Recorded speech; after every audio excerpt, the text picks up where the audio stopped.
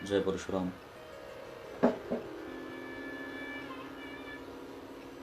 श्रीहरिं परमानंदम उपदेष्टारमीश्वरं व्यापकं सर्वलोकानां कारणं तन्नमाम्यहम्। कराभ्यां परशुं चापं दधानं रेणुकात्मजं जामदग्न्यं भजे रामं भार्गवं क्षत्रियान्तकम्। नमामि भार्गवं रामं रेणुकाचित्तनन्दनं मूचितं वार्तिमुत्पातं नाशनं शत्रनाशनं।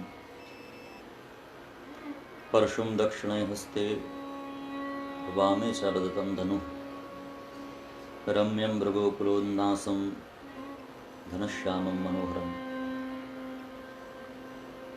गुरुर्ब्रह्मा गुरुर्विष्णुः गुरुर्देवो महेश्वरः गुरुर्साक्षात् परब्रह्म तस्मै श्रीगुरवे नमः। नारायण नारायण नारायण नारायण।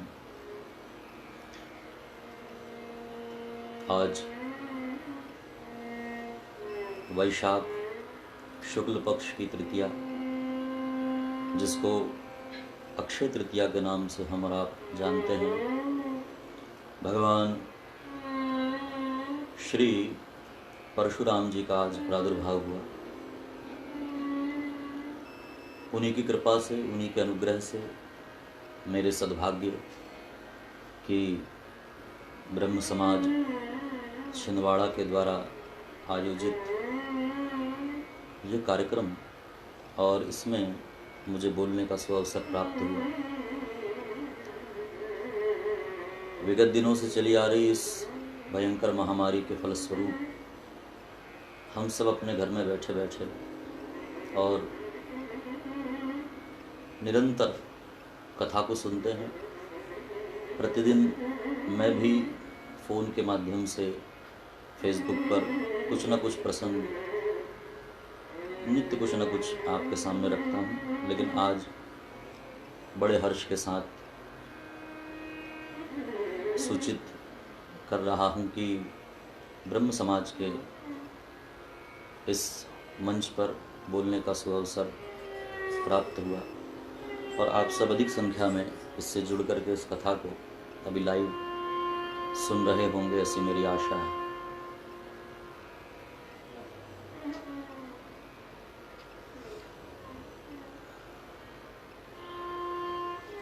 सामाजिक उत्थान, सामाजिक विकास, इसके लिए ज़रूरी है कि हमें अपने समाज का ज्ञान हो। किसी भी समाज के लिए अति आवश्यक है कि उस समाज की खूबियों के साथ साथ उसकी जो खामियां हैं वो भी उसके सामने रखी जाए।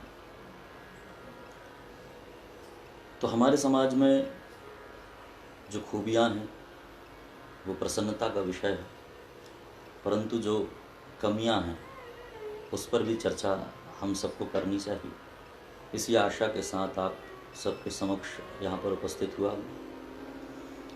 मुझे आदेश दिया गया था कि परशुराम भगवान से संबंधित जो कथाएं हैं उस कथा का वाचन किया जाए, लेकिन भगवान की कथा अनंत है।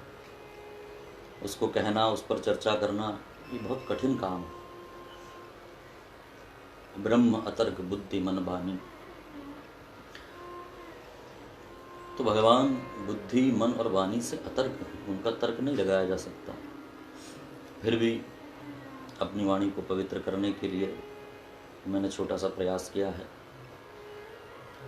और भगवान श्री की पूरे जीवन की कथा को 3 भागों में मैंने विभाजित किया है।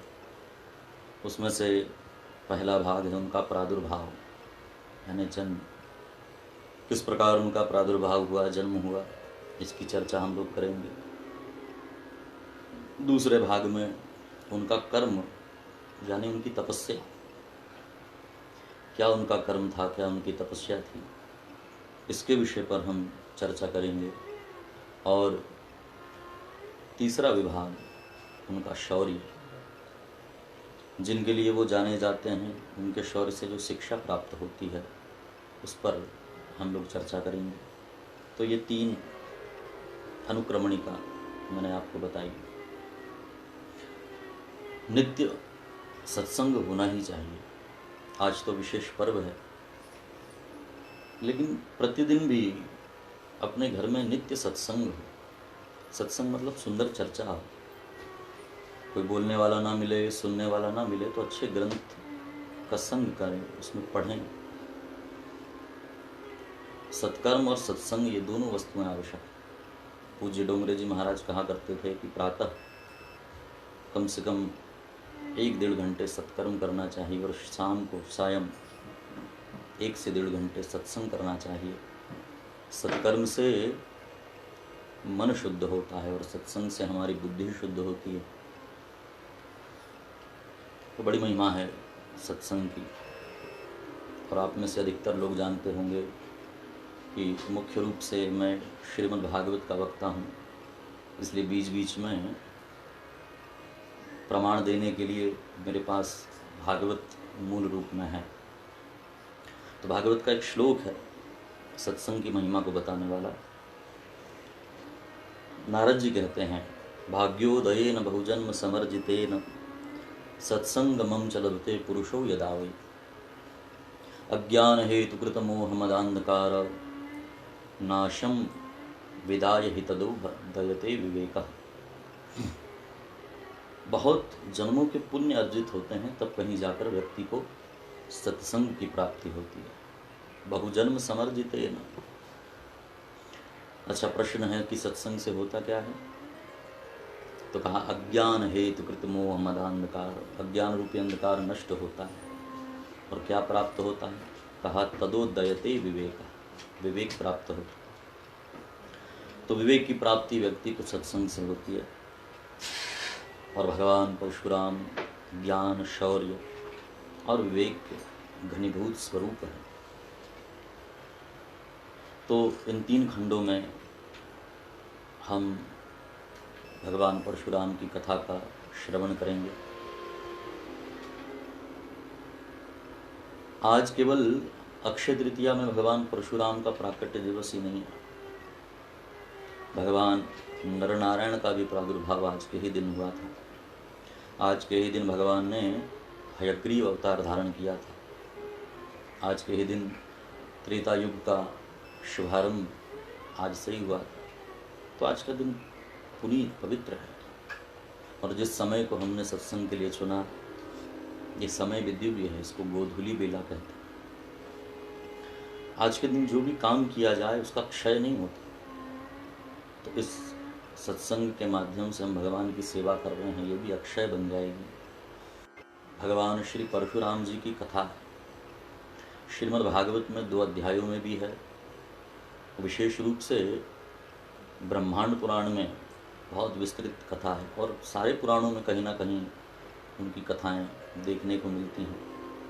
मत्स्य पुराण है, ब्रह्म वैवर्त पुराण है। तो सबका संकलन करके और इस कथा को सजाने के लिए सबका संकलन करके और मैंने ये सब तैयार किया है। आशा है आप लोग इसको सुन करके धन्यता का अनुभव करेंगे। तो चर्चा करते हैं भगवान के प्रादुर्भाव की। किसी समाज को जानना हो या किसी व्यक्ति के संपूर्ण जीवन के चरित्र को जानना हो, तो उसकी शुरुआत शुरू से करनी चाहिए। बीच से यदि आप पकड़ेंगे कथा या बीच का चरित्र देखेंगे, पहले का चरित्र नहीं देखेंगे, तो मन में कहीं ना कहीं संशय प्रकट होता है। एक व्यक्ति के यहाँ मैं गया तो टेलीविज़न चल रहा था, बच्चे कुछ उसमें प्रोग्राम देख रहे थे। तो माँ बाप ने कहा कि बेटा टीवी बंद करो, पंडित जी आए हैं। तो कहा कि बस माँ 5 मिनट और। 5 मिनट में वो कार्यक्रम ख़त्म हुआ और सारे बच्चों ने ताली बजाई, प्रसन्न हो गए। तो 5 मिनट के लिए मैंने भी वो कार्यक्रम देखा। तो मैंने पूछा कि भाई इसमें प्रसन्न क्यों हो रहे हो, इसमें क्या ऐसी बात है?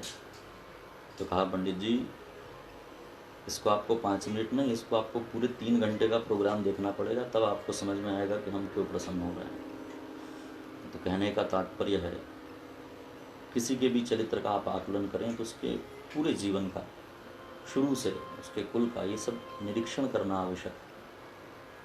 इसलिए भगवान के प्रादुर्भाव को हम थोड़ा पहले से श्रवण करेंगे। बुध और इला, इनसे एक पुत्र ने जन्म लिया, उसका नाम है पुरुरवा। पुरुरवा ने उर्वशी के साथ विवाह किया। उर्वशी के साथ पुरुरवा का विवाह हुआ और उर्वशी को 6 पुत्र हुए, आयु, श्रुतायु, सत्यायु, रथ, विजय और जय। उर्वशी आप सब जानते हैं, भगवान नर नारायण तप कर रहे थे तो भगवान नारायण ने अपनी उर्वा से, अपनी जंघा से उसको प्रकट किया, इसलिए उसका नाम उर्वशी। तो 6 पुत्र हुए, उसमें विजय नाम का जो पुत्र था उसके यहाँ भीम के हुए कांचन। ये भीम पांडव भीम नहीं है, भीम का कांचन, कांचन के होत्र के जहनु को आप सब जानते हैं, जिन्होंने गंगा जी को आचमन करके पी लिया था, फिर सबके कहने पर गंगा जी को प्रकट किया तो भगवती जाह्नवी कहलाई। तो जहनु, फिर उनके वंश में हुए पुरु के वंश में बलाक के हुए अजक, और अजक के यहाँ 4 पुत्र हुए, कुशाम्बु, तनय, वसु और कुशनार। तो ये जो कुशाम्बु थे, इनके घर एक पुत्र हुआ, उसका नाम है गाधी। गाधी नाम के ऋषि हुए। उनकी एक कन्या थी जिसका नाम है सत्यवती। जैसा नाम वैसा गुण, सत्य का आश्रय करती थी, देखने में बहुत सुंदर, गुणशीला, स्वभावशीला। तो सत्यवती को प्राप्त करने के लिए एक ऋषि, जो कि भृगु महाराज के पुत्र हैं, भृगु के पुत्र, उनका नाम है ऋचिक। ऋचिक ऋषि के मन में अभिलाषा जागृत हुई कि हमें विवाह करना चाहिए, और विवाह के लिए सबसे योग्य उन्हें सत्यवती दिखाई। ऋचिक पहुँचे, विवाह के लिए प्रस्ताव रखा महाराज गाधी के सामने और कहा हमें आपकी कन्या से विवाह करना है। तो गाधी ने ऋचिक को देखा, तो देखने में उतने आकर्षक नहीं थे। कन्या सबसे पहले वर के रूप को वर्ण करती है, माता पिता तो बाद में कुल खानदान देखते हैं, लेकिन कन्या से यदि कोई पूछे कि भाई लड़के में क्या गुण देखती हो, तो सबसे पहले हर कन्या कहेगी कि भाई लड़का हैंडसम हो, सुंदर हो। तो कन्या वर्यते रूपम, कन्या रूप को वर्ण करती है। तो गादी ने विचार किया कि भाई कन्या इनको मना कर देगी, ऋषि रुष्ट होंगे, श्राप दे देंगे, उससे अच्छा है हम ही कोई ऐसी शर्त रख देते हैं जिससे ऋषि शर्त पूरी ना कर पाएँ और यहाँ से विदा हो जाएं। तो कहा महाराज, हमारी परंपरा में जब कोई विवाह करता है तो उसे हमारी शर्त पूरी करनी पड़ती है। तो ऋचिक ने कहा बताइए आपकी क्या शर्त है। तो कहा शर्त ये है कि एकता श्याम करणानाम हयानानाम चंद्रवर्चसाम सहस्त्रम दीयताम शुक्लम कन्या या कुशिका वयम। आप यदि हमारी कन्या से विवाह करना चाहते हैं तो आप 1000 घोड़े ला कर दीजिए। लेकिन घोड़े कैसे हों? तो कहा हयानाम चंद्रवर्चसाम, सफ़ेद रंग के हों लेकिन एकता श्याम करणानाम, उनका एक एक कान काला हो। तो घोड़े सारे सफ़ेद और एक कान केवल काला। तो ऐसी शर्त उनके सामने रख दी। लेकिन ऋचिक तो ऋषि और वो भी भृगु के पुत्र, ब्रह्म तेज से युक्त, और सीधे पहुँचे वरुण के पास। और वरुण से ऐसे घोड़े निर्मित करा के, ऐसे घोड़े लेकर के और 1000 घोड़े ला करके दे दिए। और फिर सत्यवती का विवाह ऋचिक के साथ हुआ। ऋचिक की पत्नी सत्यवती हैं और गाधी की पत्नी ऋचिक की सास। तो एक बार माँ बेटी दोनों ने ऋचिक ऋषि की तपस्या को जान करके, उनके महत्व को जान करके, पहचान करके उनसे प्रार्थना की कि आप ऐसा कोई उपाय कीजिए जिससे हमें श्रेष्ठ पुत्र प्राप्त हो। सत्यवती ब्राह्मण से विवाह गई और जो गाधी की पत्नी थी वो थी क्षत्राणी। तो ऋचिक ने विचार किया कि भाई ये राजा की पत्नी है, इनको राज्य करने वाला पुत्र चाहिए, क्षत्र तेज से युक्त, छात्र तेज से युक्त इनको पुत्र चाहिए, और हमारी पत्नी को ब्रह्म तेज समन्वित पुत्र प्राप्त हो। तो इस भावना से ऋचिक ने यज्ञ करके और चरु का निर्माण किया, अभिमंत्रित किया चरु को, खीर को। तो सत्यवती की माँ के मन में ये बात आ गई कि सत्यवती इनकी पत्नी है, ज़रूर इन्होंने अपनी पत्नी के लिए अच्छा मंत्र पढ़ के अच्छे से चरु तैयार किया होगा। तो सत्यवती की माँ ने क्या किया, सत्यवती से उसकी खीर मांग ली और अपनी चरु, अपनी प्रसादी सत्यवती को दे दी। दोनों ने, माँ बेटी दोनों ने प्रसाद ग्रहण किया। लेकिन ये बात सत्यवती ने फिर अपने पति ऋचिक को बताई कि देखो हमारी माँ ने हमसे ऐसा ऐसा कहा और हमने अपनी खीर अपनी माँ को प्रदान कर दी। तो क्रोधित हो गए ऋचिक ऋषि, कहा कि देवी तुमने अनर्थ कर दिया, क्योंकि वो क्षत्राणी हैं, वो रानी हैं, उनको क्षात्र गुण से युक्त पुत्र चाहिए जो वीर हो, दंड देने में सामर्थ्यवान हो, और हम ऋषि हैं, ब्राह्मण हैं, हमको ऐसा पुत्र चाहिए जो ज्ञान विज्ञान समन्वित हो, वेदों को जाने, बोलने में कुशल हो। तो देवी तुमने अनर्थ कर दिया, अब जो तुम्हारा पुत्र होगा उग्र स्वभाव वाला होगा, दंड देने वाला होगा। अतः तरही भवेत। तो बड़ी पीड़ा में आ गई सत्यवती, अपने पति के चरण पकड़ लिए और कहा कि कोई उपाय करिए। तब ऋचिक ऋषि को दया आई और कहा, अथ तरही भवेत पौत्रो जमदग्निस्ततो भवत। देवी मैं इतना कर सकता हूँ कि तुम्हारा पुत्र नहीं लेकिन तुम्हारा पौत्र, यानी पुत्र का पुत्र उग्र स्वभाव वाला होगा, अधर्म को देख करके हाथ में शस्त्र धारण करके दंड देने वाला होगा। और उन्हीं ऋचिक ऋषि के कारण सत्यवती माँ को जमदग्नि पुत्र हुए, और गाधी के घर में उस चरु प्रसादी के कारण गाधी की पत्नी को विश्वामित्र हुए। तो जमदग्नि को जन्म देकर के माता सत्यवती कौशिकी नदी के रूप में वहाँ से बह चली। अब जमदग्नि बड़े हुए और उनका विवाह रेणुका जी के साथ हुआ। रेणु सुताम रेणुकाम वेज दमग्नि रूपवाहयाम। रेणु की सुता, रेणु की कन्या रेणुका के साथ जमदग्नि का विवाह हुआ। रेणुका शब्द का अर्थ होता है रेणुना कायति इति, जो रेणु से जिसकी काया बनी, यानी एक तो उनके पिता का नाम रेणु है, दूसरा रेणु मतलब रज, कण,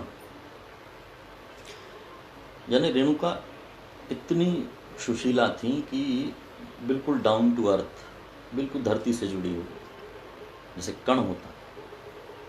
तो ऐसी स्वभाव वाली पत्नी जमदग्नि जी की, उनके गृहस्थ आश्रम में 5 पुत्र हुए। वसुमान आदि 4 बड़े पुत्र और छोटे पुत्र के रूप में राम, जिनको हम परशुराम के नाम से जानते हैं, ऐसे पुत्र राम प्रकट हुए। यवियाम जग एतेषाम राम इत्याभिश्रुता। प्रकट हुए भगवान के अंशावतार।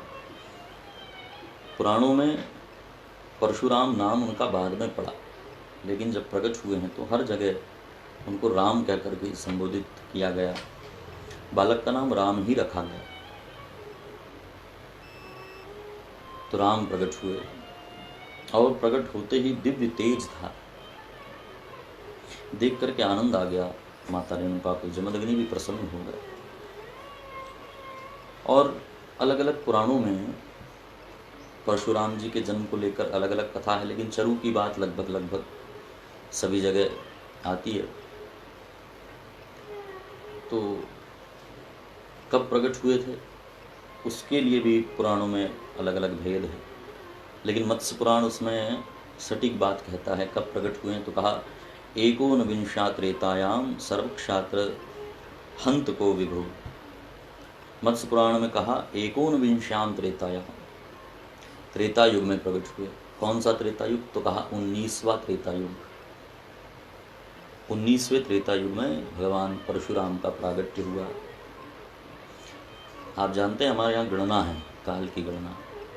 तो काल की गणना के हिसाब से अभी कलयुग चल रहा है, लेकिन ये भी कौन सा कलयुग है? 28वां कलयुग है।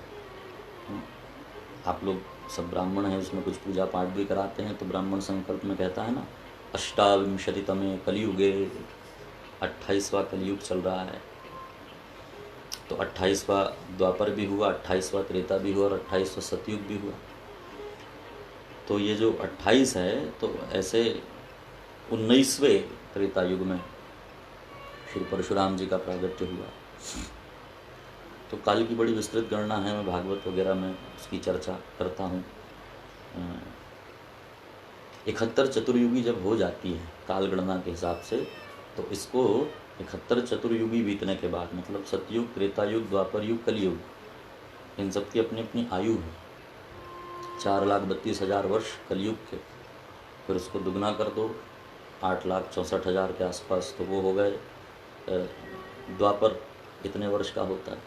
फिर कलयुग और द्वापर युग को जोड़ दो, उतने वर्ष का त्रेता युग होता है। फिर त्रेता, द्वापर, कली को जोड़ दो, उतने वर्ष का सतयुग होता है। और इन सब को जोड़ दो तो एक चतुर्युगी बनती है। तो ऐसी चतुर्युगी जब बीतती है 71 बार, तो उसको एक मनु कहते हैं। और 14 मनु की हमारे यहाँ बात है। तो अलग अलग मनवंतर में भगवान के अवतार होते हैं। उसमें से 19वें त्रेता युग में, इसी मनवंतर में श्री परशुराम जी का प्रागट्य हुआ। ब्रह्मांड पुराण में तो और विस्तृत रूप से बताया। उस समय प्रमादी नाम का संवत्सर था, शनिवार था, रात्रि का प्रथम याम था और पुनर्वसु नक्षत्र था। स्कंद पुराण में भी इस बात को पुष्ट किया गया। वैशाखस्य सिते पक्षे तृतीयायाः पुनर्वसो निशाया प्रथमे यामे रामाख्या समयो हरि। राम श्री हरि के अंशावतार प्रकट हुए हैं वैशाख शुक्ल पक्ष और तृतीया के दिन, जिसको हम अक्षय तृतीया कहते हैं। रेणुकायास्तु गर्भाद अवतीर्ण स्वयं हरि अवतीर्ण हुए। और जब भगवान परशुराम का प्रागट्य हुआ तो 6 ग्रह उच्च के थे। 6 ग्रह उच्च का होना ही उनके प्रताप को दर्शाता है। तो यदि देखा जाए तो आज से लगभग 3,97,50,000 वर्ष पूर्व गणना के हिसाब से परशुराम जी का प्रागट्य है। और जब प्रकट हुए तो उनके अंदर ब्रह्म तेज के साथ क्षत्रिय तेज भी था। इसकी चर्चा हम आगे करेंगे। अब कई लोग इस क्षत्रिय तेज को दुर्गुण भी कहते हैं, कुछ सद्गुण भी कहते हैं, लेकिन शास्त्रों में ऐसी बात नहीं है। शास्त्रों में गुण केवल गुण होते हैं। सुनिएगा ध्यान से, गुण अपने आप में सद्गुण और दुर्गुण नहीं होते, गुण केवल गुण होते हैं। गुणों का सद्गुण होना, दुर्गुण होना इस बात पर निर्भर करता है कि गुणों का धारक कौन है, ये गुण किसके पास हैं।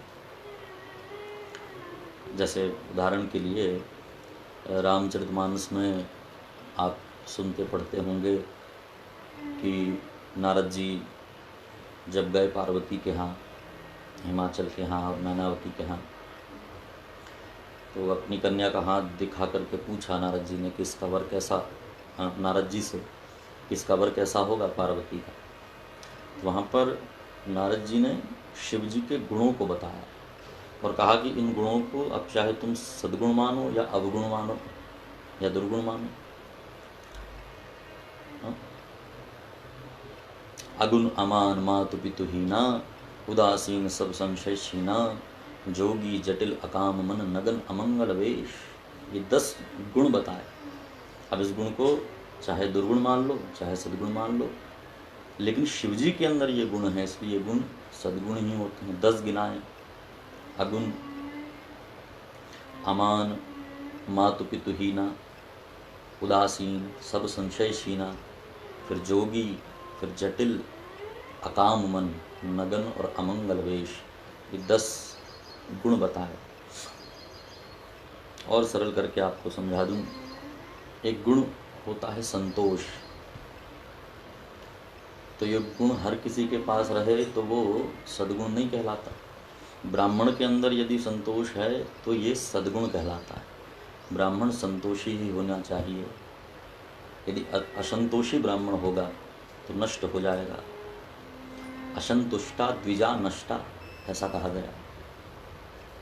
लेकिन वही संतोष यदि किसी राजा के अंदर हो जाए तो वो नष्ट हो जाएगा, क्योंकि राजा को संतुष्ट नहीं रहना चाहिए, उसको तो राज्य सीमा बढ़ाना है। वैश्य के अंदर यदि संतोष हो जाएगा तो वैश्य बर्बाद हो जाएगा, व्यापारी बर्बाद हो जाएगा। तो संतोष नाम का गुण ब्राह्मणों के पास सद्गुण बन के रहता है, बाकियों के पास अवगुण बन के रहता है। तो गुण अपने आप में केवल गुण है। तो श्री परशुराम जी का जो छात्र गुण है वो उनके अंदर सद्गुण के ही रूप में है। कैसे है ये आगे हम चर्चा करेंगे। अभी पहले बिंदु पर हम चर्चा कर रहे हैं जिसका नाम है भगवान का जन्म यानी प्रादुर्भाव। तो भगवान अवतार लेकर के आए। परशुराम भगवान का 6वां अवतार माना जाता है। इसको आवेश अवतार भी कहते हैं। संस्कृत की अवतरणिका शब्द से अवतार शब्द बनता है। अवतरणिका मतलब सीढ़ी, यानी भगवान का नीचे उतर करके आना।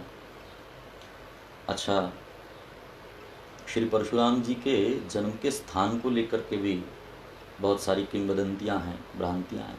हर पुराण में अपना अपना अलग मत है। कवियों ने अलग अलग गाया है, काव्यकारों ने, उपन्यास में अलग अलग जगह में अलग अलग उसके प्रमाण मिलते हैं। तो बहुत सारे जन्म स्थान बताए गए। वैसे तो परशुराम जी के लिए सारी पृथ्वी ही उनकी है, क्योंकि जीता उन्होंने ही था। तो कहीं भी आप जन्म स्थान मान लें। कुछ लोग हिमालय के सरस्वती नदी के किनारे मानते हैं। कुछ लोग रेणुका सरोवर जो हिमाचल प्रदेश में है वहाँ मानते हैं। कुछ लोग इंदौर के निकट मानते हैं।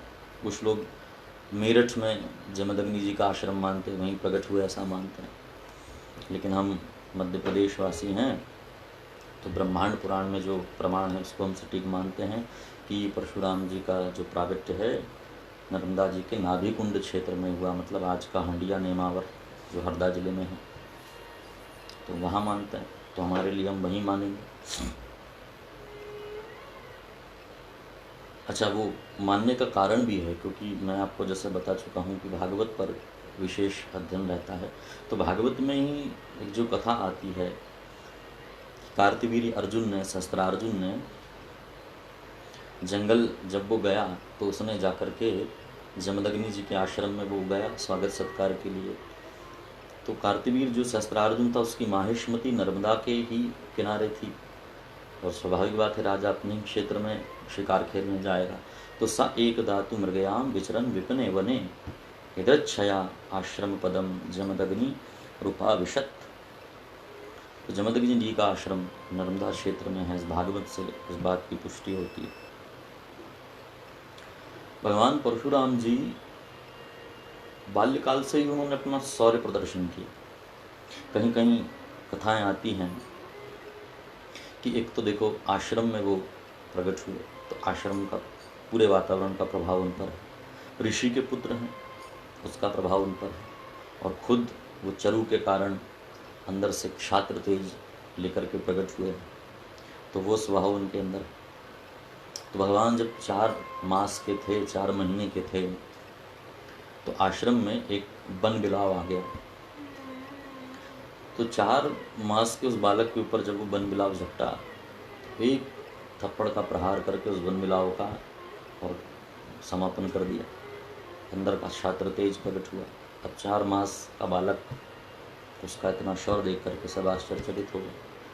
फिर धीरे धीरे जब बड़े हुए उन्होंने गौ सेवा की और उनका जो पसंदीदा खेल था अपने मित्रों के साथ दंगल खेलते थे, कुश्ती। तो एक बार गौ चराने के लिए जब गए तो उनकी गायों के झुंडों के बीच में एक बाघ ने हमला किया और एक गाय के बच्चे को लेकर चला गया।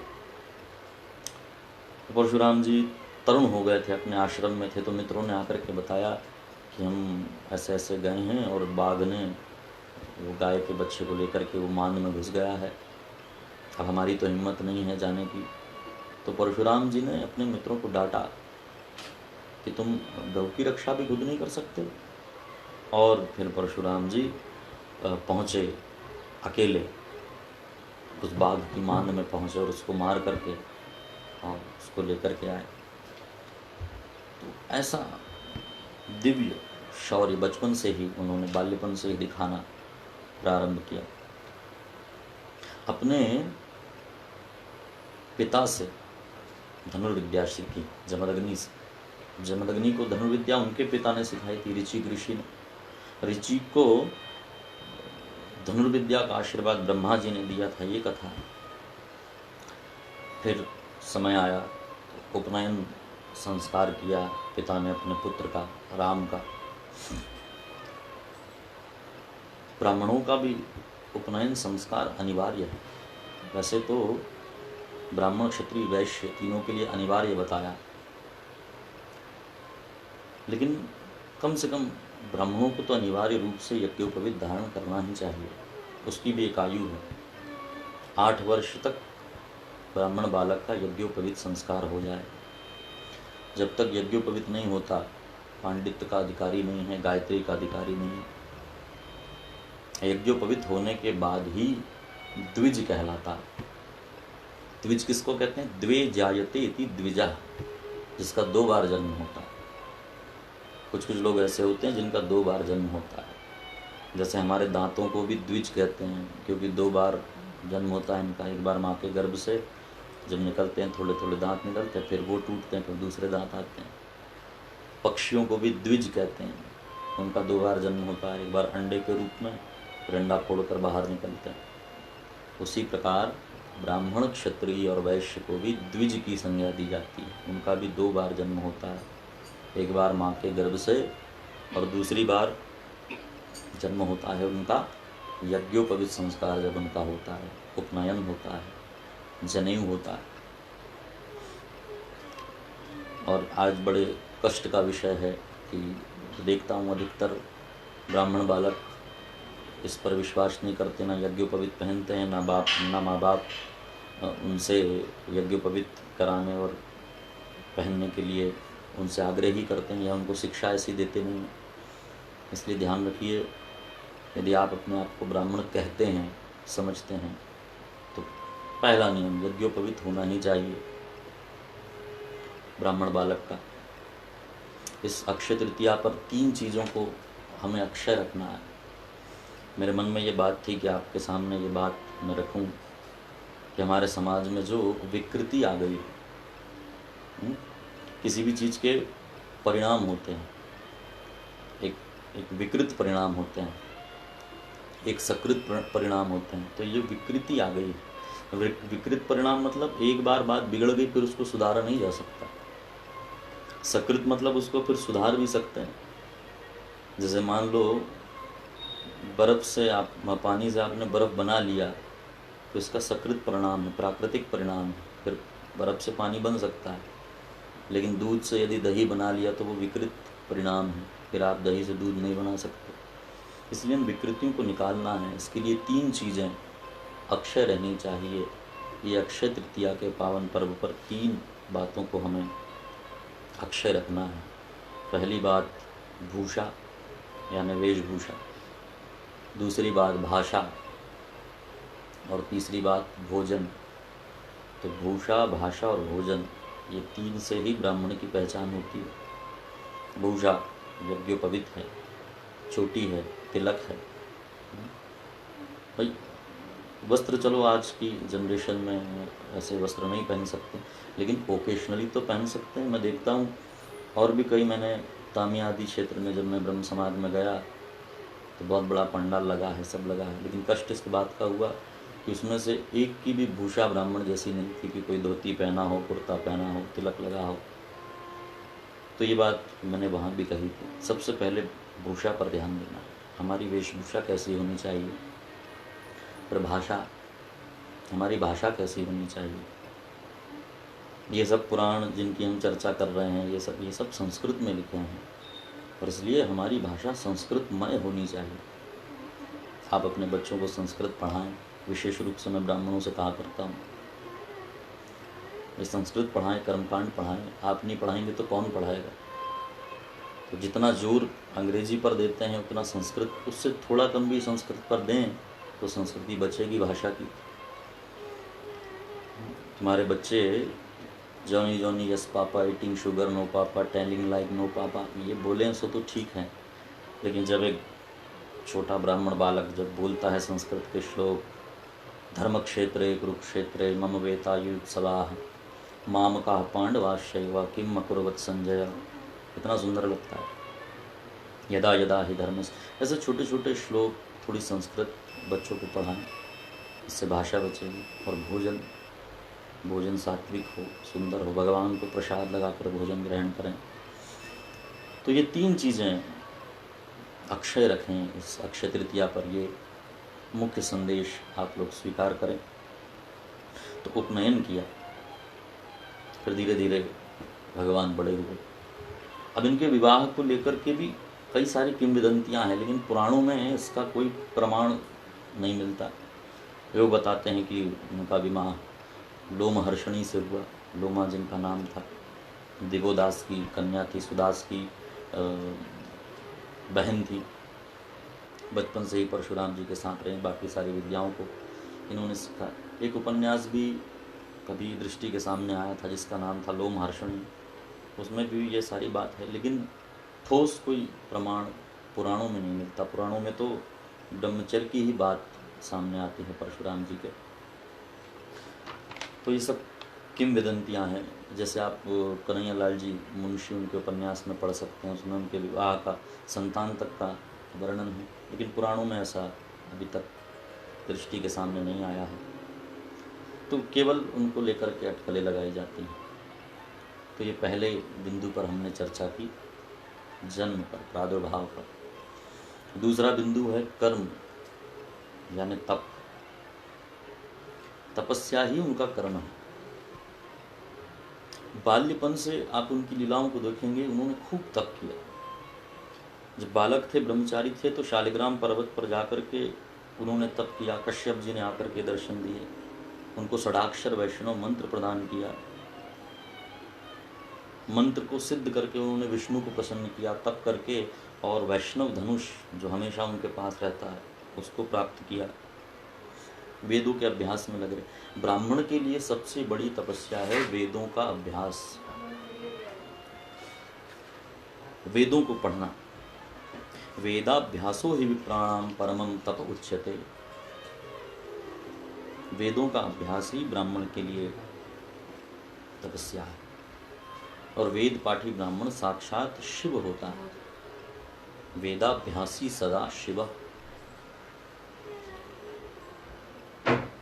इसलिए फिर से पुनः निवेदन कि वेदों में भी, वेदों को पढ़ाने में भी बच्चों को पहुंचाइए। और हमारे समाज में एक बड़ी विडंबना है कि लोग सोचते हैं कि बच्चा जब कोई काम का नहीं है, बुद्धू बच्चे को संस्कृत पाठशाला में डाल दो, कुछ नहीं कर सकता, वो पंडिताई करेगा। ये बहुत बड़ी भ्रांति है। इसमें भी बहुत दिमाग वाला आदमी चाहिए संस्कृत पढ़ने में भी। भाई पंडित, ये सब ये शब्द कोई छोटे नहीं है। आजकल हमने इन शब्दों को बहुत छोटा कर दिया है। पंडित, हर किसी को हम पंडित कहते हैं। पंडित का अर्थ होता है पंडा विद्यते अस्मिन् स पंडितः, जिसमें पंडा यानी ब्रह्म विद्या जिसमें विद्यमान हो, ब्रह्म विद्या जिसके पास, उसको कहते हैं पंडित। और आज हम भली पान बनाता हो लेकिन उसको पंडित जी कहते हैं। ऐसे गुरु शब्द है, तो गुरु शब्द को भी हमने छोटा कर दिया। ये सब बहुत बड़े बड़े शब्द हैं। तो पंडित बनाने के लिए बच्चों को पाठशाला में भेजा जाता है। तो आज समाज की थोड़ी सी ये भी विडम्बना है कि भाई डॉक्टर बनाएं बच्चों को, वकील बनाएं, ये बनाएं, लेकिन कोई भी वेद पाठी ब्राह्मण या पंडित नहीं बना। बहुत मजबूरी होगी कि बच्चा कुछ कर नहीं पा रहा है, घर में थोड़ी सी कंडीशन ख़राब है, तब उसको पाठशाला में भेजते हैं। देखो ये बात कड़वी ज़रूर हो सकती है, लेकिन समाज के उत्थान के लिए इन बातों पर भी चर्चा करना आवश्यक है। केवल समाज की अच्छाइयाँ ही बताते रहें तो उसको चाटुकारिता कहते हैं। लेकिन समाज के यदि सही में उत्थान करने की इच्छा हो तो समाज के अंदर जो बुराइयां हैं उसकी चर्चा करके भी उसको नष्ट करने का उपाय करना चाहिए। तो ऐसा दिव्य स्वरूप परशुराम जी का कि तप में भी लगे हैं, वेदाभ्यास में भी लगे हैं, शस्त्र भी धारण किया हुआ है, शास्त्र भी पढ़ा हुआ है। उनको देख करके ही ये श्लोक बना कि पुरतः चतुरो वेदा पृष्ठतः शशरम धनु इदम क्षात्रम इदम ब्राह्मण शापादपि शरादपि। उनको देख करके आश्चर्य हो जाता था कि ये ब्राह्मण है कि क्षत्रिय है। ब्राह्मण जैसा तेज भी है, शाप देने में भी यानी शिक्षा देने में भी संपन्न है, और शरादपि यानी बाण चलाने में भी संपन्न है। जिनके आगे चारों वेद हैं यानी मुख में, और पृष्ठा शशरम धनु, शांत वेशु करनी कठिन बरनी न जाई स्वरूप, ऐसा उनका स्वरूप है जिनको देख करके तुलसीदास जी ने भी कहा कि स्वरूप तो शांत है लेकिन करनी कठिन। तो ऐसे दिव्य श्री परशुराम जी जिन्होंने खूब तप किया, और तप के प्रभाव से उन्होंने ये सब चीज़ें हासिल की हैं। उनको कोई दान में ये सारी चीज़ें नहीं मिली, खूब तप करना पड़ा उनको। ब्राह्मण में यदि ब्राह्मणत्व होगा, ब्रह्म तेज होगा, तो उसका सम्मान सब करेंगे, सम्मान छीना नहीं जाता। सुदामा का यदि सम्मान कृष्ण कर रहे हैं तो केवल उसमें कृष्ण की उदारता नहीं है, उसमें सुदामा की योग्यता भी उतनी है कि कृष्ण को उनका सम्मान करना पड़ा। कितना संतोष है उनके अंदर। तो ऐसे श्री परशुराम जी, उनकी तपस्या यहीं पूरी नहीं हुई। जब कार्तवीर अर्जुन के साथ उनका युद्ध हुआ, उन्होंने प्रतिज्ञा ली मारने की, तो जानते थे कि भाई दत्तात्रेय जी द्वारा प्रदत्त उनके पास कवच है, कार्तवीर के पास भगवान का नाम स्मरण करता है, उसको मारना कठिन है। तो उसके लिए उन्होंने अलग तप करके कैलाश पर जाकर शिव जी को प्रसन्न करके और गुप्त मंत्र प्राप्त किया, दिव्य कवच प्राप्त किए। त्रैलोक्य विजय नाम का उनको कवच शिव जी ने प्रदान किया, पुरुषचरण आदि की विधि बतलाई, और अपने तप के प्रभाव से कई सारे अस्त्र उन्होंने लिए। नागपाशम पाशुपातम ब्रह्मास्त्रम च दुर्लभम, ये सब अस्त्रों के नाम हैं जो परशुराम जी ने अपनी तपस्या से अर्जित किए। नारायण आस्त्रम अग्नेयम वायव्याम वारुणम तथा गांधर्वम गारुणम चैव जृंभमाणस्त्रयम तथैव च गदाम शक्तिम च परशुम शूलम अत्यंतमुत्तमम। उसमें से परशु जो है वो शिव का दिया हुआ सबसे उत्तम शस्त्र था। तो परशु को धारण करने के बाद जो राम थे उनका नाम पड़ा परशुराम। ये ब्रह्म वैवर्त पुराण के ये श्लोक हैं जिनको आपने सुना। और विष्णु पुराण में भी ये श्लोक आया कि गंधमादन पर्वत पर उन्होंने शिव जी को प्रसन्न किया है, और विष्णु पुराण में प्रसन्न होकर के शिव जी ने परशु प्रदान किया। तो शेत्वा महादेवम पर्वते गंधमादने अत्राणि व्रयामास परशुम चाति तेजसम, अति तेज समन्वित परशु प्रदान की। दिव्य तपस्या है परशुराम जी की। ये तपस्या तो अस्त्रों को प्राप्त करने के लिए की, लेकिन सबसे बड़ा तप, सबसे बड़ा कर्म उनका भी बाकी है, जिनको आप सब जानते हैं। उनके अपने पारिवारिक संबंधों को बनाने के लिए कैसा साहस उन्होंने किया, ये कथा सर्वव्यापक। एक बार की बात, माता रेणुका गंगा तट पर स्नान के लिए गई। गंधर्वराज चित्ररथ को देखा अपनी पत्नियों के साथ क्रीड़ा करते। मन में कहीं ना कहीं थोड़ा विषाद आया। वहीं ठहर गई, देखने लगी यहाँ पर जमदग्नि महाराज संध्योपासन के लिए दर्शन कर सकें, लेकिन वहाँ समय बीत गया। फिर मन में बात आई कि अरे हमारे पति रास्ता देख रहे होंगे। तुरंत भयभीत होकर के पहुंची। जमदग्नि त्रिकालदर्शी हैं, उन्होंने अपनी पत्नी के मन के भाव को जान लिया। इतने क्रोध में आ गए कि अपने पुत्रों को पुकारा। पुत्रों को पुकार करके कहा कि इसका मस्तक काट दो, प्राणदंड में से देता हूँ, इसका मस्तक काट दो। चारों पुत्रों ने मना कर दिया कि हम ये काम नहीं करेंगे। तब जमदग्नि ने अपने सबसे छोटे पुत्र परशुराम को पुकारा और कहा कि अपनी माता के साथ जो ये तुम्हारे भाई हैं चारों, इन्होंने मेरी आज्ञा का उल्लंघन किया है, इनका मस्तक धड़ से अलग कर दो। परशुराम ने जो आज्ञा कह करके और माता सहित चारों भाइयों का मस्तक काटा। तो ये तो उनका साहस है, लेकिन इस बात को लेकर के कई आरोप उन पर खड़े होते हैं। पर कथा को आप पूरा पढ़िए तो आपको समाधान मिलेगा। ये तीनों कोई साधारण आदमी नहीं है हमारी तुम्हारी तरह। जमदग्नि भी दिव्य हैं, माता रेणुका भी दिव्य हैं, परशुराम तो भगवान के ही अवतार। तो उनके मन में ऐसी बात आना ये कोई स्वाभाविक क्रिया नहीं है, ये अस्वाभाविक क्रिया है। दो तीन बातें बताना चाहते हैं इस लीला के माध्यम से। एक तो परिवार में स्त्रियों का संयम, ये बताना चाह रहे हैं। दूसरी बात, पिता के पास जो शक्ति है, देखो अभी आगे आप सुनेंगे, पिता के पास जो शक्ति है उस शक्ति का प्रदर्शन कब हो। इसी प्रसंग के माध्यम से जमदग्नि ने अपनी शक्ति को दिखाया। कैसे दिखाया? परशुराम ने जब मस्तक काट दिया तो हाथ जोड़ करके बैठ गए और जानते थे कि पिता कितने सामर्थ्यवान हैं। जमदग्नि ने कहा कि मांगो, क्या मांगते हो? राम, हम तुम पर प्रसन्न हैं।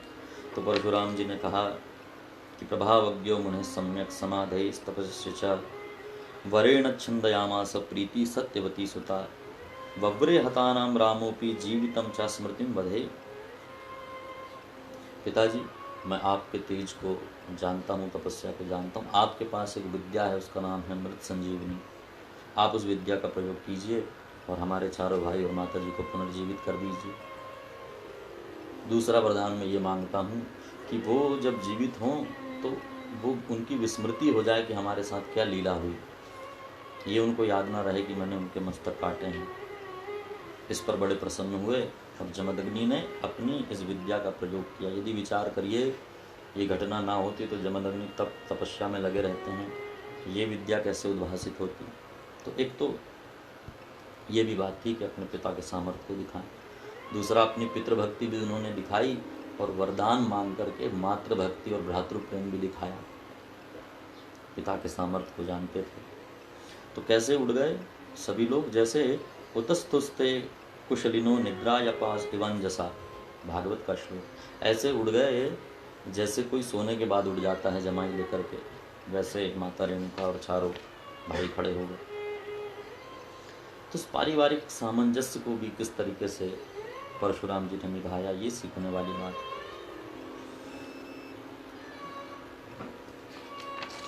तो ऐसे दिव्य परशुराम जी, पितृभक्त मातृभक्त, ये सब उन्होंने सिद्ध किया। कई बार लोग इस कथा को पढ़ते हैं और मन में पता नहीं कैसे कैसे प्रश्न हमसे भी पूछते हैं। लेकिन देखो, शास्त्रों को पढ़ने के लिए 4 चीज़ों की आवश्यकता है। हर किसी को शास्त्र पढ़ने का अधिकार नहीं है। इसलिए तो हमारी तकलीफ बढ़ जाती है जब हम कहते हैं कि भैया ये अधिकार हमको मिला, तो लोग पूछते हैं आपको ही क्यों है। शास्त्र पढ़ने के लिए अनुबंध चतुष्टय की व्यवस्था है। 4 चीज़ें चाहिए। एक तो योग्यता चाहिए, सीधी बात है, सब पुराण संस्कृत में है। अब संस्कृत आप जानते नहीं, आप उस योग्य नहीं, इतनी मेहनत आपने की नहीं। दूसरी, विषय वस्तु, जिस पुराण को आप पढ़ रहे हैं उसकी विषय वस्तु ज्ञात होनी चाहिए। तीसरी, आकांक्षा, उस पुराण को पढ़ने की इच्छा मन में होनी चाहिए। और चौथी बात है प्रयोजन, कि आप किस प्रयोजन से पुराण पढ़ रहे हैं। उसमें कमी निकालने के लिए पढ़ रहे हैं कि अपना ज्ञान वर्धन करने के लिए पढ़ रहे हैं, ये भी आवश्यक है। तो ये 4 चीज़ें हैं। तो परिवार में जो नैतिक बुनियाद होती है, यदि देखो माँ ही मलिन हो जाएगी, माँ में ही मलिनता आ जाएगी, तब पुत्रों को, बच्चों को संस्कार कैसे प्राप्त होंगे। तो इस घटना के भाव को दृष्टि में रखना चाहिए, केवल क्रिया को दृष्टि में नहीं रखना चाहिए। तो इन्होंने अपने पिता का सामर्थ्य भी इस क्रिया के माध्यम से बता दिया, और परशुराम जी का ये अग्निपथ की परीक्षा थी, इसको भी पार कर गए। तो दूसरे बिंदु पर और भी हम चर्चा कर सकते थे उनके कर्म की, लेकिन समय भी अधिक हो रहा है, इसलिए सीधे तीसरे बिंदु पर चर्चा करते हैं। उसका नाम है शौर्य, यानी परशुराम जी का शौर्य। शौर्य के माध्यम से क्या शिक्षा उन्होंने दी। परशुराम का अर्थ होता है बिगड़ी हुई जो शासन व्यवस्था है, उस पर, उस शासन व्यवस्था के खिलाफ सज्जनों का किया हुआ आक्रोश, उसका नाम है परशुराम। शासन व्यवस्था जब बिगड़ गई तो उस बिगड़ी हुई व्यवस्था को देख करके सज्जनों ने, सत्पुरुषों ने जो आक्रोश दिखाया, जो आवेश दिखाया, उसका नाम है परशुराम। परशु का अर्थ क्या होता है? परान शत्रुन शृणोति इति परशु। परान माने शत्रुन, शृणोति यानी हन्त्यति, जो नष्ट करे, उसका हनन करे, उसको कहते हैं परशु। तो हमेशा शत्रु को मारने के लिए शस्त्र उठाने की आवश्यकता नहीं होती, कहीं कहीं बुद्धि का भी प्रयोग किया जाता है।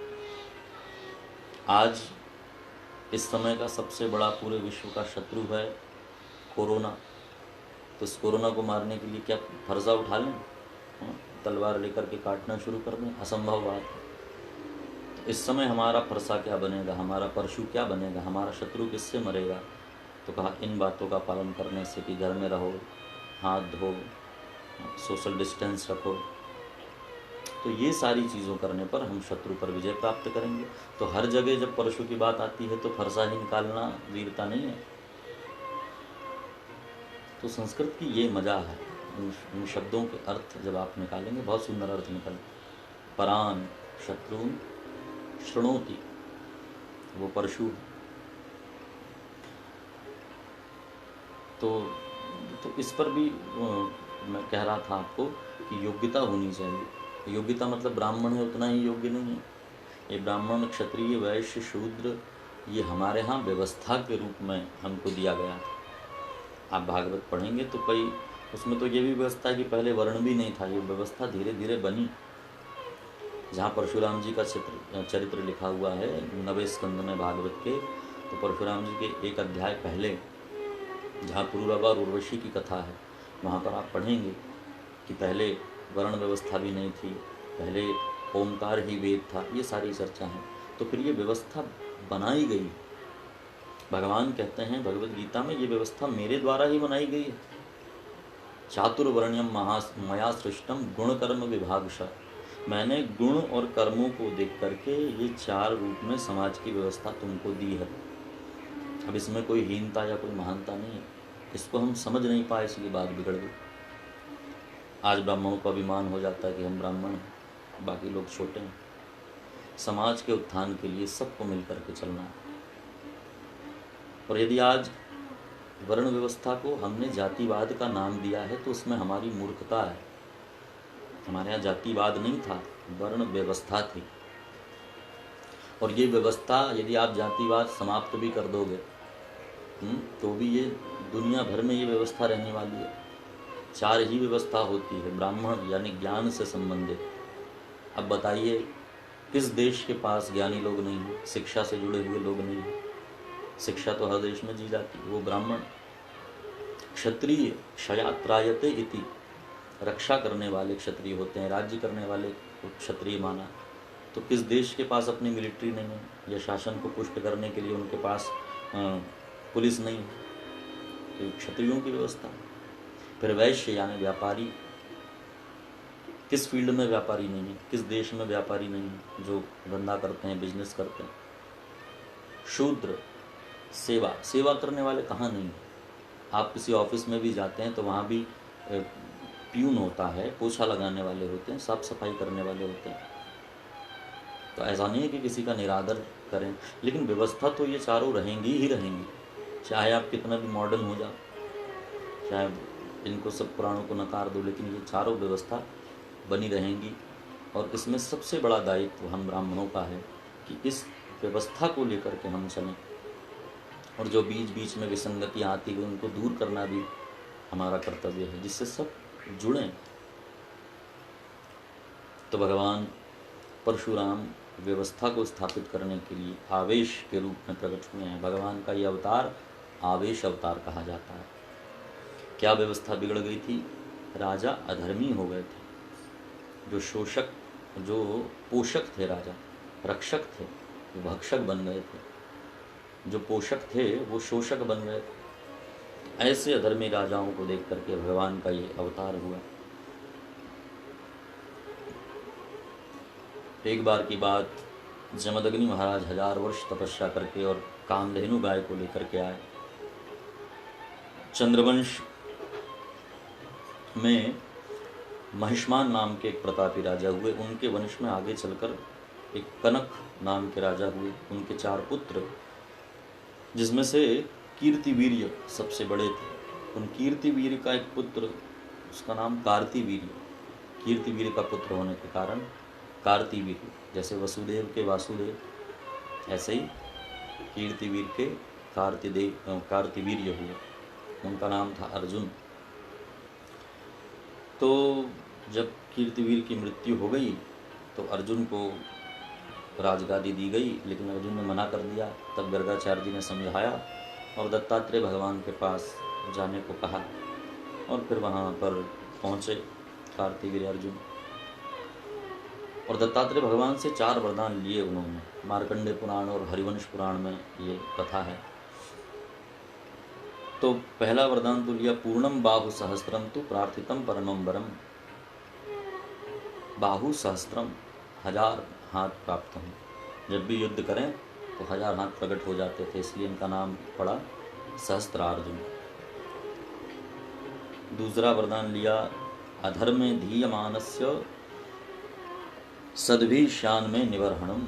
राज्य में कोई भी अधर्मी ना हो। देखो 4 वरदान कितने अच्छे हैं। चाह रहे थे कि सारा राज्य धर्म से चले। तीसरा वरदान उन्होंने लिया, पृथ्वी को जीत करके और धर्म पूर्वक अपने बल को अर्जित करूं। और चौथा वरदान लिया कि अपने से श्रेष्ठ के हाथों मेरी मृत्यु हो, मतलब मुझे मारने वाला मुझसे श्रेष्ठ हो। तो ये चारों चीज़ें श्री दत्तात्रेय जी ने उन्हें प्रदान की। अब विवाह हो गया सहस्त्रार्जुन का। मृगा नाम की पत्नी, शूरसेन आदि, कई जगह 10,000 पुत्र बताए जाते हैं, कई जगह 100 पुत्र बताए जाते हैं। तो उसके मन में अधर्म जागृत हो गया, इतना सब विशाल साम्राज्य हो गया, इतना बाहुबल प्राप्त हो गया, तो उससे मन में अभिमान प्रकट ही हो जाता है। तो अभिमान प्रकट हो गया। तो सहस्त्रार्जुन के वध का पहला कारण उसका अभिमान बना, और दूसरा कारण बना सहस्त्रार्जुन के वध का वशिष्ठ जी का श्राप। अग्नि को उसने भिक्षा दे दी थी कि सब कुछ तुम्हारे बस में, और अग्नि ने सब कुछ जलाना प्रारंभ किया, तो वशिष्ठ जी का आश्रम भी जला दिया। तो वशिष्ठ जी ने अग्नि को श्राप ना दे करके इसको श्राप दे दिया कि परम प्रतापी कोई ब्राह्मण ही तुम्हारा वध करेगा। तो ये कथा के छोटे छोटे प्रसंग। तो एक दिन की बात, सहस्त्रार्जुन आखेट के लिए जंगल में गया और सेना के साथ, और थक हार करके वहीं पर विश्राम करने बैठा। उसी समय जमदग्नि जी आए। उन्होंने अपने आश्रम में आने का निमंत्रण दिया। ये भी कथा 2-3 प्रकार से है, मैं आपको एक सूक्ष्म तरीके से समझा देता हूँ जो प्रचलित है। तो जमदग्नि के उस आग्रह पर पधारे उनके आश्रम में सहस्त्रार्जुन सेना सहित। तो देखा सबने कि किसी भी चीज़ की कमी नहीं है। यहाँ तो लिखा है सोने और चांदी के बर्तनों में श्री जमदग्नि महाराज ने इनको भोजन कराया। सौवर्णानी च रौप्याणी पात्राणी विविधानी च, स्वर्ण के और चांदी के बर्तनों में भोजन कराया, दिव्य भोजन था। ये सब देख करके सब लोग बड़े आश्चर्यचकित हो गए। अपने राज्य को जब लौटा तो मंत्रियों को भेजा, गुप्तचरों को भेजा कि पता तो करके आओ कि जमदग्नि के पास ऐसी कौन सी वस्तु है। तब मंत्री ने आकर, गुप्तचरों ने आकर के पता लगाया कि वो कामधेनु गौ का प्रभाव है। जिससे इतना सब उनका वैभव है। तो कार्तिवीर्य ने उस गऊ को चुराने की इच्छा से और सीधे आश्रम पर पहुंचा और बिना पूछे लाने लगा। फिर जमदग्नि ने विरोध किया। कहीं कहीं कथा आती है जमदग्नि और कार्तिवीर के बीच में भी युद्ध हुआ, जिसमें कामधेनु से सब सेना प्रकट हुई। उन सेनाओं ने अर्जुन की सेना को परास्त किया और जमदग्नि ने भी फिर छोड़ दिया अर्जुन को। 2-3 बार युद्ध हुआ, ये कथा।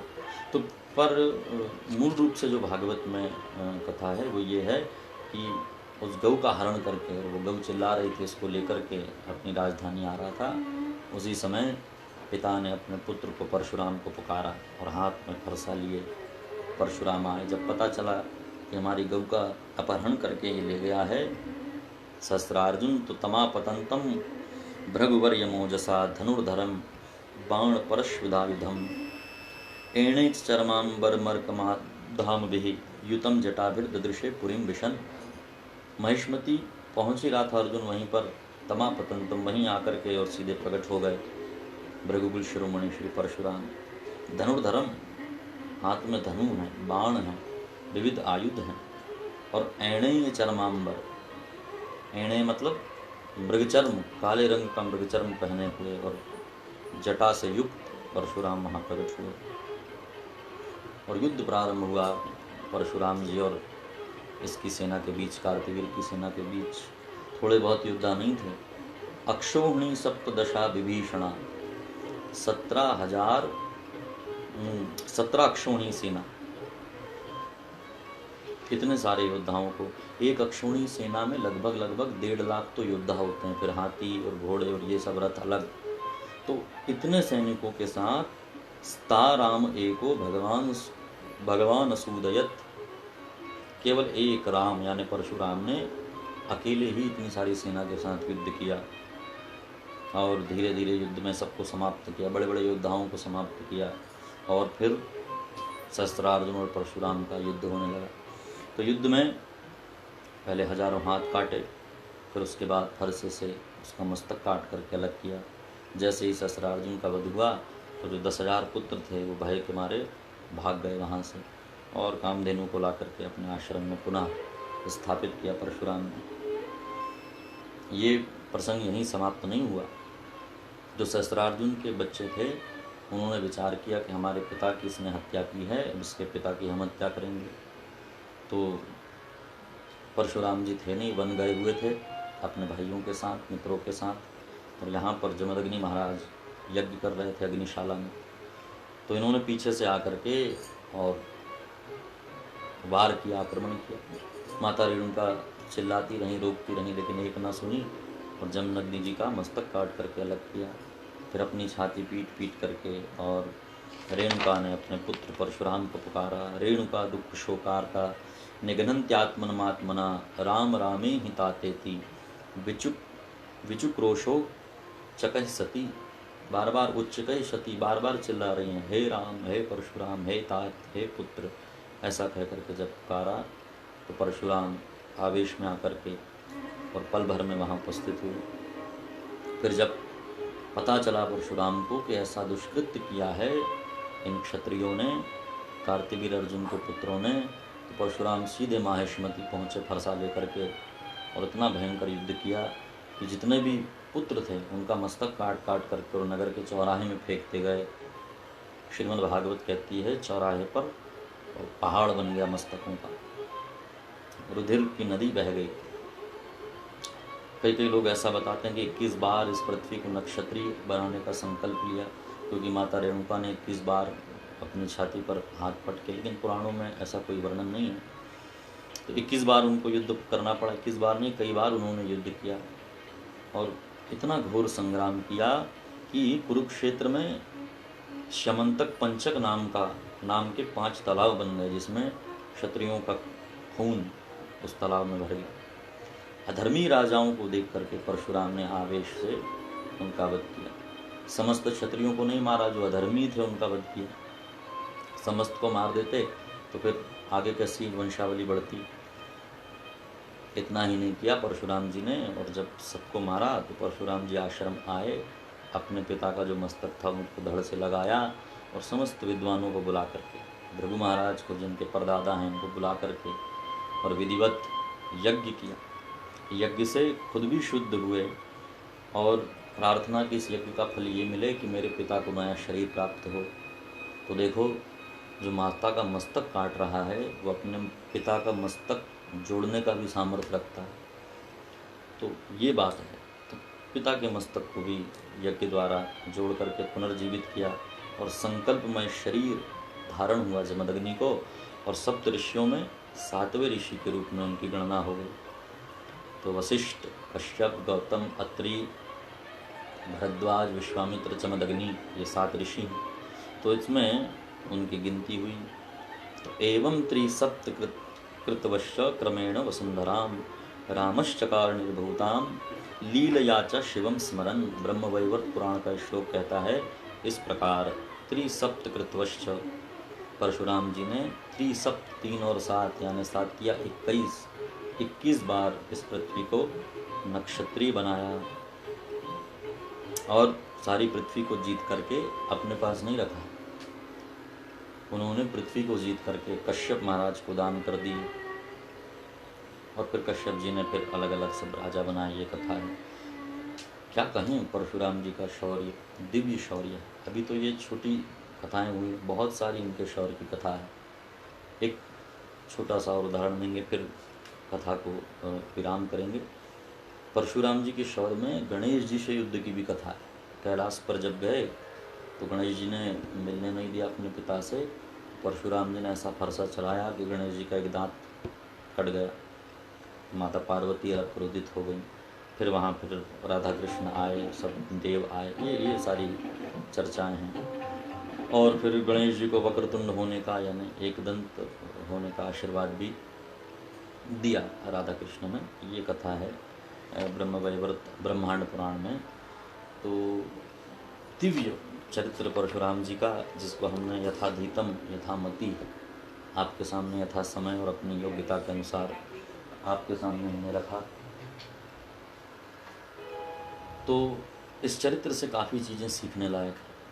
हम ब्राह्मण हैं, हमारे में ब्रह्म तेज हो, लेकिन ब्राह्मणत्व का अभिमान ना हो। ब्राह्मण वही जो सरल होता है, हाँ, लेकिन किसी अधर्म को देख करके और मन में आक्रोश तो आता है, तो उस आक्रोश को सही स्थान पर लगाना, ये हमारा पहला कर्तव्य होना चाहिए। समस्त समाज को और आप लोग जो सब कथा सुन रहे थे उन सबको प्रणाम करते हुए और इस कथा को श्री परशुराम जी के चरणों में समर्पित, और खूब आनंद आया आप लोगों से ऐसी चर्चा करके। ऐसी आशा है कि हमारे समाज के उत्थान के लिए जिन बातों को मैंने आपके सामने रखा उस पर हम सब लोग मिलकर के चर्चा करेंगे, और समाज का उत्थान किस प्रकार हो, किस प्रकार हमारे समाज में जो हमारा वास्तविक कर्म है, वेदों को पढ़ना पढ़ाना, यज्ञ करना कराना, दान लेना दान देना, ये जो मूल हमारे कर्म हैं, यज्ञोपवीत पहनना, शिखा रखना, तिलक लगाना, इन पर भी विशेष चर्चा होनी चाहिए। और मुख्य रूप से जो अभी नई उम्र के बच्चे हैं हमारे समाज में, उनको इसका अर्थ समझाएं, और केवल परंपरा के माध्यम से नहीं, लॉजिकली इसके पीछे क्या कारण है, साइंटिफिक कारण भी बताना है, आध्यात्मिक कारण भी बताना है, ताकि इसके प्रति रुझान हो। और इसी आशा के साथ कि आप लोग इस कथा को ठीक से आपने सुना होगा, और जो भी इसमें त्रुटि हुई होगी, आप जो बड़े लोग इसको सुन रहे हैं, मुझसे अधिक विद्वान हैं, इसको क्षमा करें। बार बार समाज के गणमान्य सदस्यों को, श्री रमेश दुबे जी, उनको मेरा प्रणाम है, और अंशुल भैया जिन्होंने ये मौका दिया कि आप इस कथा को सुनाएं, उनको भी बहुत बहुत धन्यवाद है। और भी जो कार्यकर्ता हमारे हैं उन सबको भी खूब खूब धन्यवाद। मुझसे जो बड़े हैं उनको प्रणाम, छोटे जो हैं उनको आशीर्वाद, और आप सभी को अक्षय तृतीया की और परशुराम भगवान के प्रागट्य दिवस की खूब खूब हार्दिक बधाई, शुभकामनाएं।